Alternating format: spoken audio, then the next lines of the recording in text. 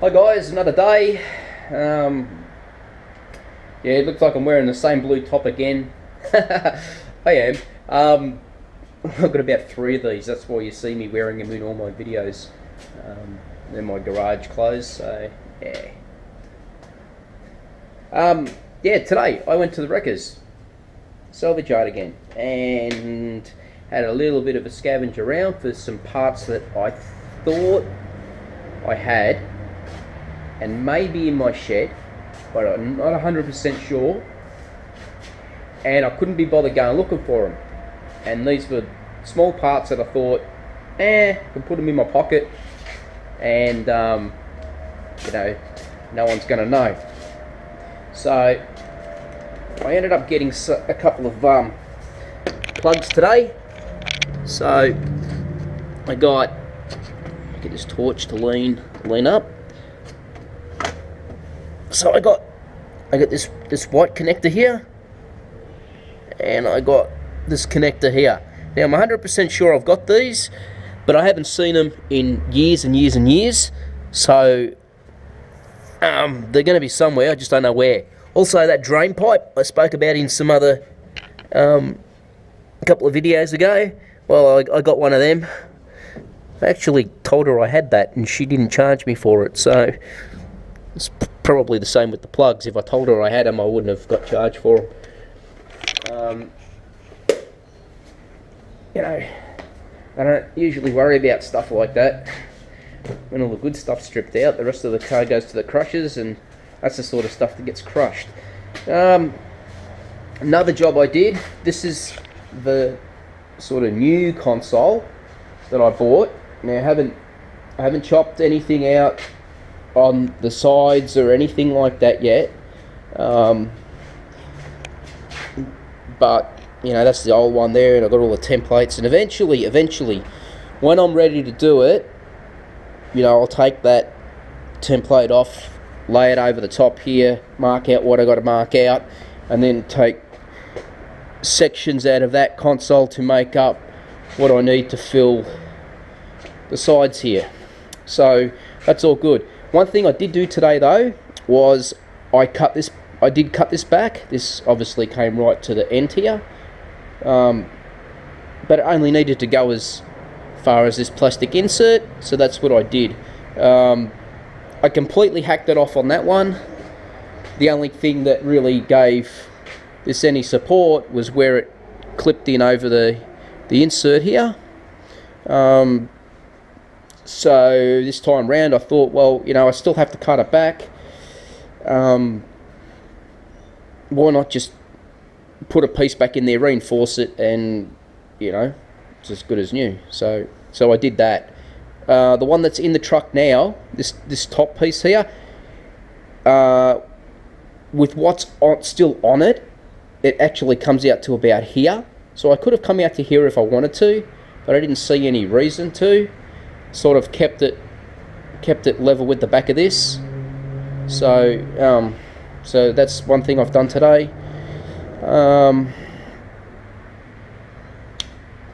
What else? Yes. I inserted this today. So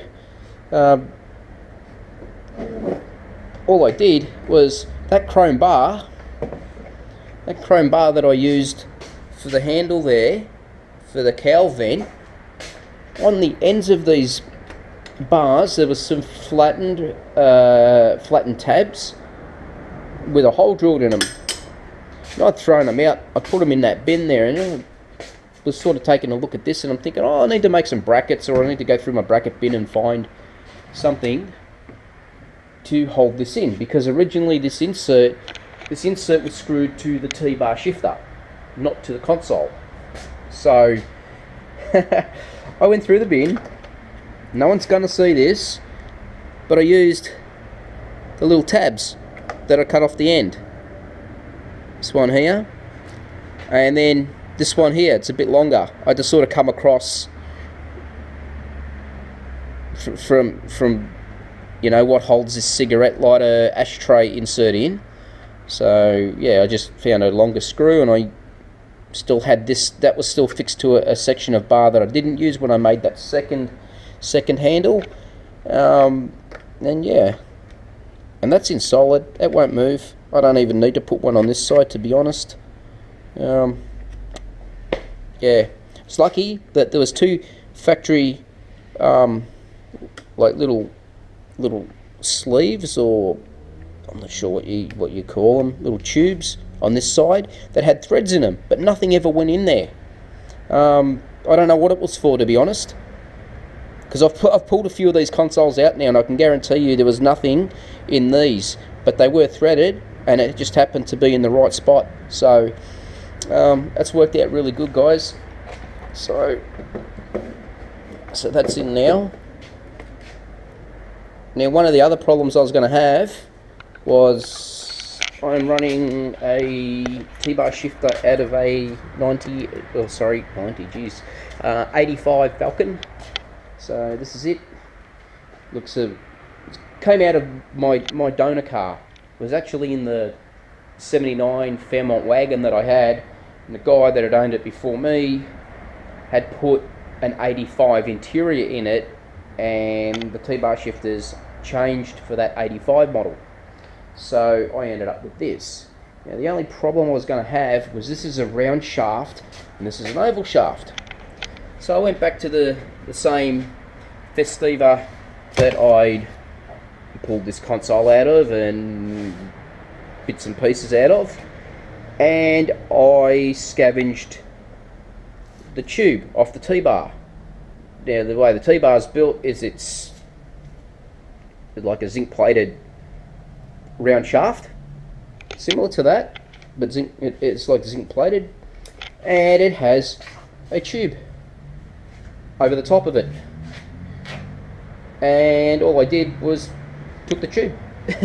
So the tube will sit in there. Oops, hang on, we'll get this set up, guys.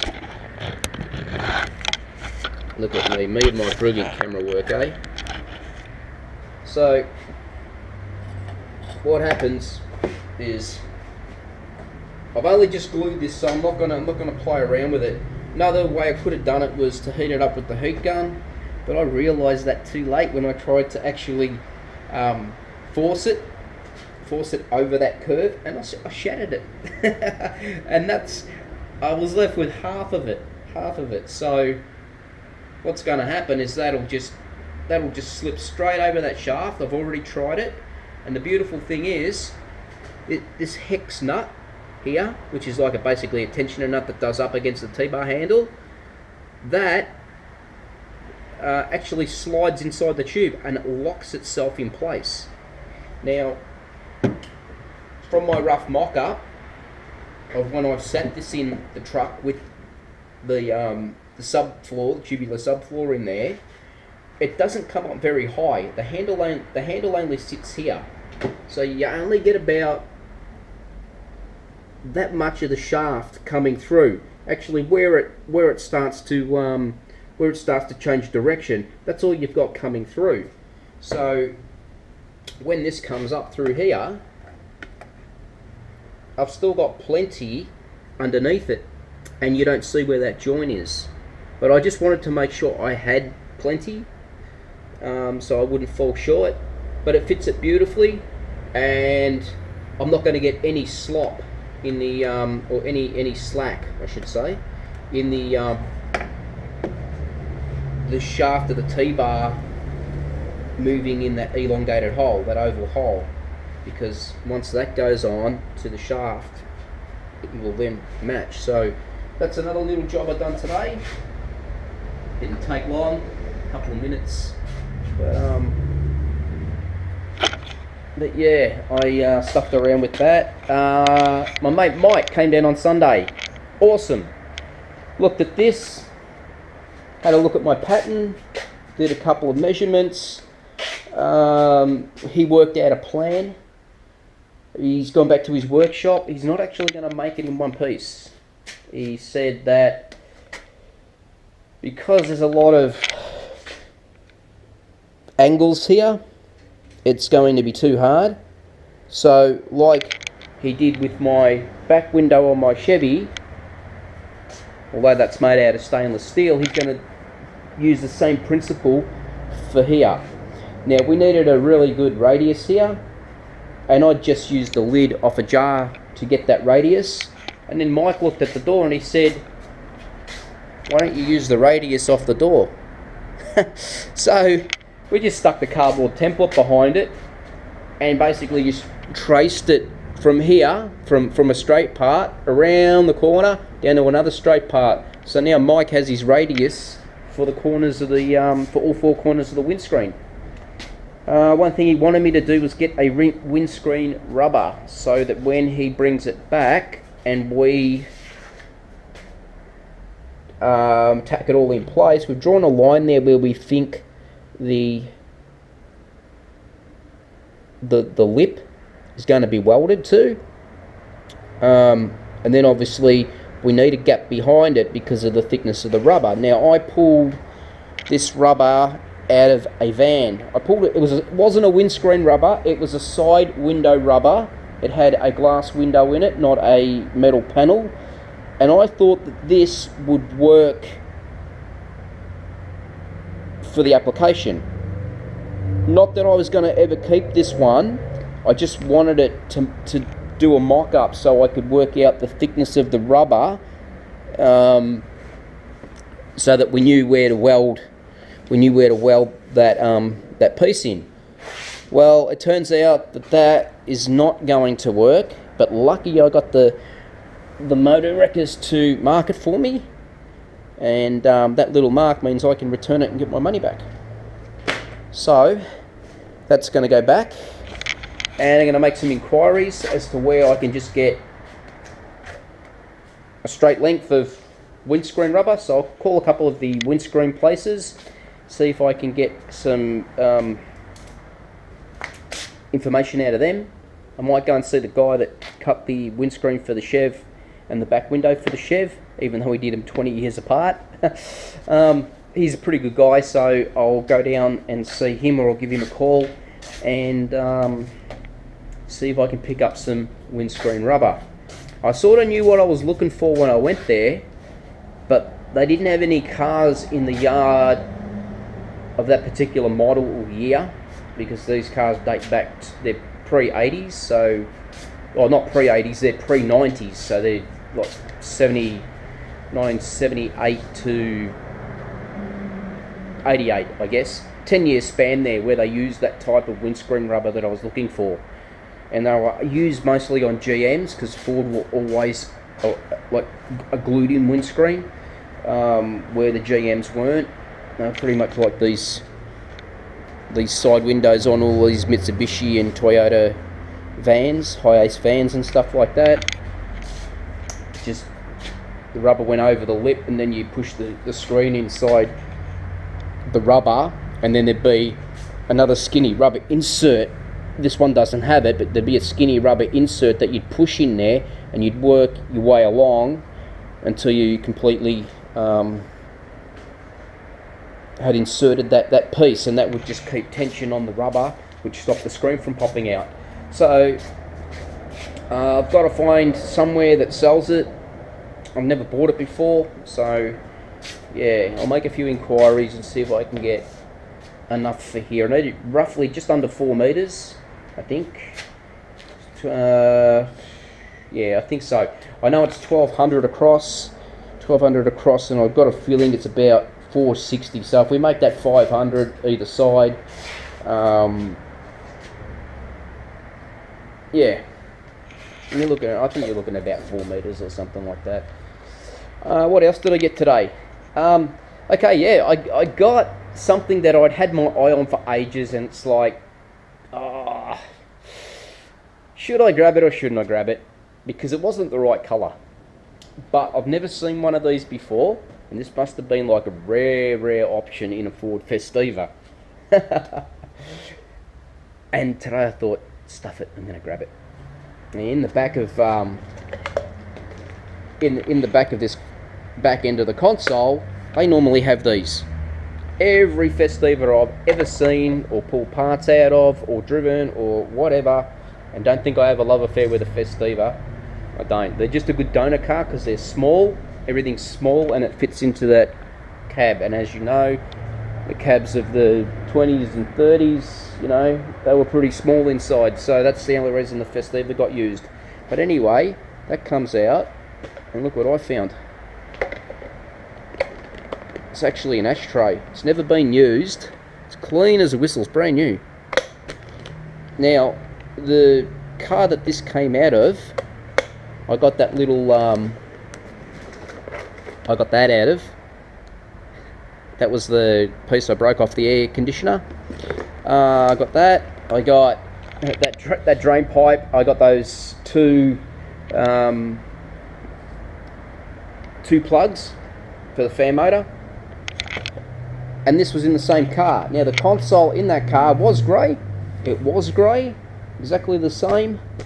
But it had this little black thing.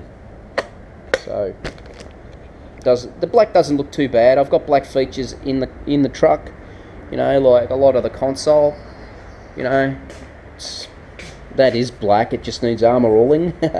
But yeah, it's got black features in it, or a black stereo in there, and you know, there'll be other bits of black in there. The heater AC control unit's black, the handbrake's black, the electric window switches that are going to get fitted in here, they're going to be black. So I don't think this will really stand out too much.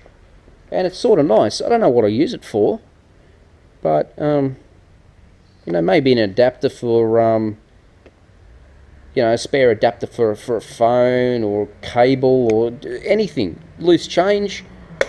But it's got a lid on it, and it sort of looks neat. It's like a little mini hinge console now. So yeah, I sort of grabbed that as well. And out of that same car, I think I explained to you that I was missing this, and I managed to find one. And I got that. That was in the glove box from the car that console came out of. But the Festiva that this came out of, and all those plugs and everything, I actually found when I was having a scavenge around the floor again. I found a spare. So it was sort of my lucky day today. I was finding all these bits and pieces that, yeah, I sort of hadn't grabbed in the past, and then just thought, stuff it, just grab it all. Because now I'm trying to wind up having to go to the wreckers. Like, I've been there every week for the last 5 weeks, and there's really not much more I need, to be honest. I have to go back because I've got to take this rubber back. So I'm going to have a really hard think tonight about what else I might need for the truck. And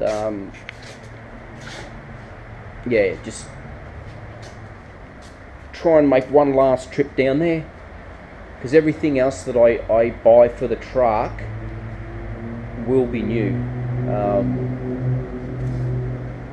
You know, I've got all the as you know, I've got all the mounts there now. Could really do with 2 more of these long ones. And I did go through the entire wrecking yard, and I checked out every single make and model, trying to find a chassis that was exposed enough that I could get in underneath it and grind these off. And they didn't have any 4x4s in there, or 2x4s that had the same exposed brackets like the Pajero had.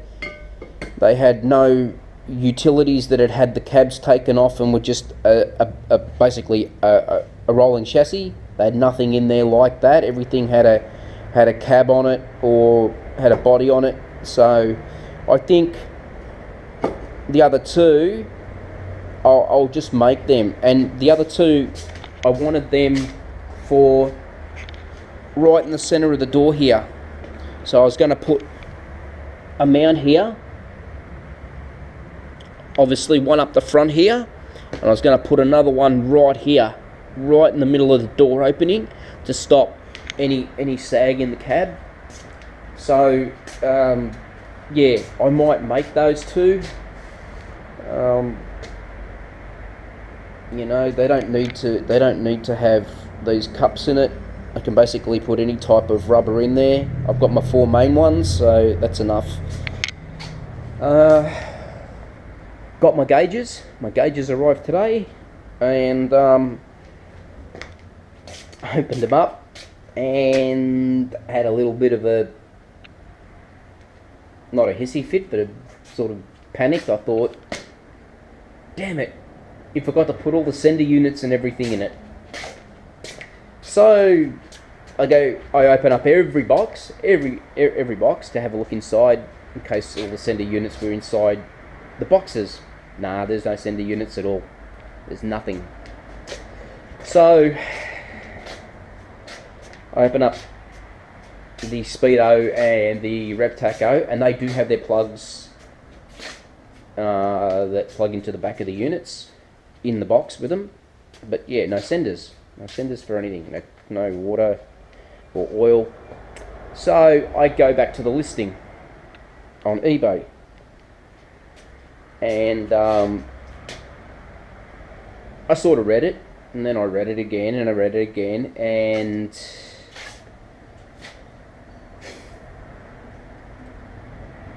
I don't know, it's one of them things where when I first read it, because I looked at a lot of gauges, I looked at a hell of a lot of gauges, and nearly every set of gauges came with the sender units. You know, the unit for the fuel tank, that I don't need because I'm running LPG, but came with all the temp oil and stuff, came with all those senders.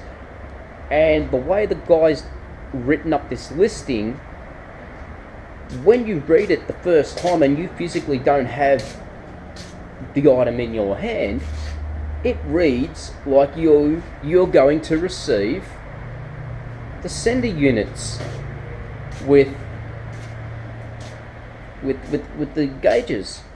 Now it does make reference to not getting the sender for the Speedo, but I sent this guy an email and I said, are you talking about the transducer, which is the electronic part that goes into the transmission with the little gear on it?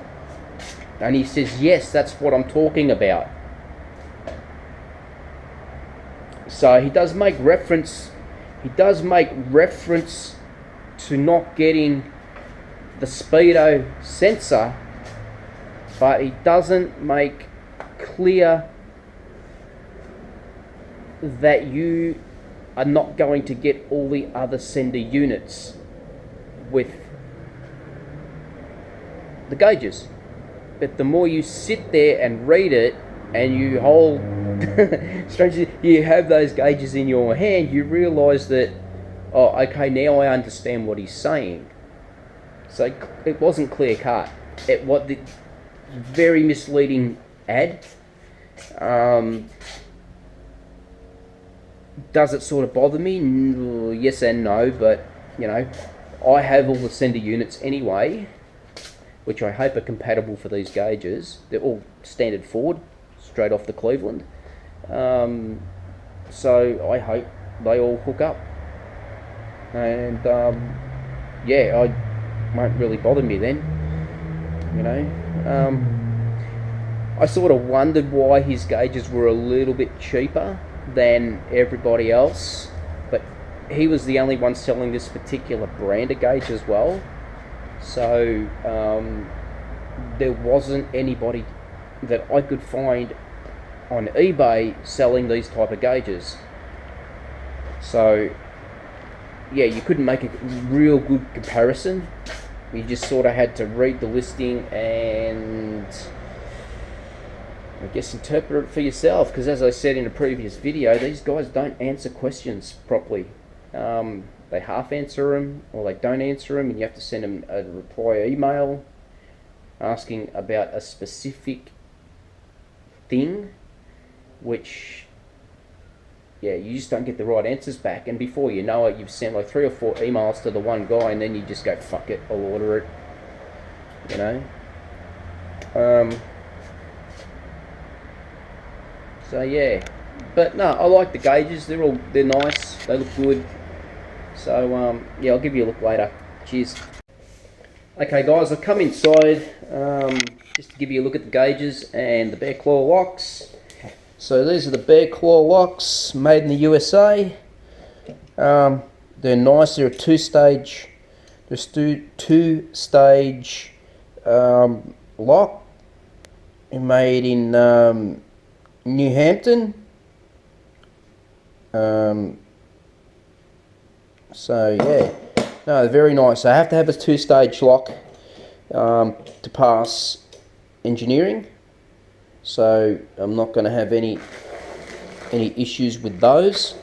Very nice, very strong, solid construction. These are the gauges. So that's pretty much how it will be set up in my my dash panel. I think the other day I mentioned I was going to put the speedo on this side. I've had a bit of a look at it now, and I think that it's going to be much better to put the speedo closer to the steering wheel. And I'll put the 4 gauges in the middle. So that's them. Hope there's not too much glare coming off the lights, guys, because I can't see what I'm filming when I'm filming it. Being a GoPro, I don't have the little attachment on the back. So as you know, I don't edit nothing. So yeah. One other thing I got today, and I know I got a set of them the other week, but I got some smaller ones the other week. I got some sun visors. Remember those black sun visors I got that I tried to take the writing off? Well, these ones here were the first ones that I actually pulled out of a car in the wrecking yard and carried them around for about half an hour before I discovered those black ones. Then I went and dumped these back in the car I took them out of and bought the black ones. Now I've sort of sat the black ones just sort of by hand, just sort of sat them up there and thought, they're nice and slimline, but they're also very short. So I think I'm going to be in trouble there. Now, with these ones, I've gone and done the same thing today. Just gone and picked this up and like set it up in the truck like that. And the length is really, really good. But they seem a little deep. A little bit long here. And they're a bit grotty. When I pulled these out, these were in absolutely perfect condition, but they have actually moved that vehicle from up the front of the yard down to the back of the yard. It obviously came in and they had to get it up into, I think it was a Mitsubishi crew cab pickup truck of some type. So they moved that down the back where it should have been. Now the reason I picked these in the first place, guys, was because like most sun visors these days, on these corners they sort of roll up because all the roof linings molded, and as you knew by those black pair, you know, there's usually writing on there about airbags or something like that. So trying to find a set that had nothing on it was extremely hard, and a set in grey as well, in the same colour as the Festiva console, and it would also blend in with the seats. That's why I picked these. Okay, they're nothing special, they're just, you know, they're just plastic, but they cost me $5. I'm going to end up becoming a sun visor used sun visor salesman. So yeah, that's my little haul so far. I don't think I showed you this the other day, but I think I did mention it. I definitely mentioned it was coming. I don't know if I actually mentioned that it had arrived, but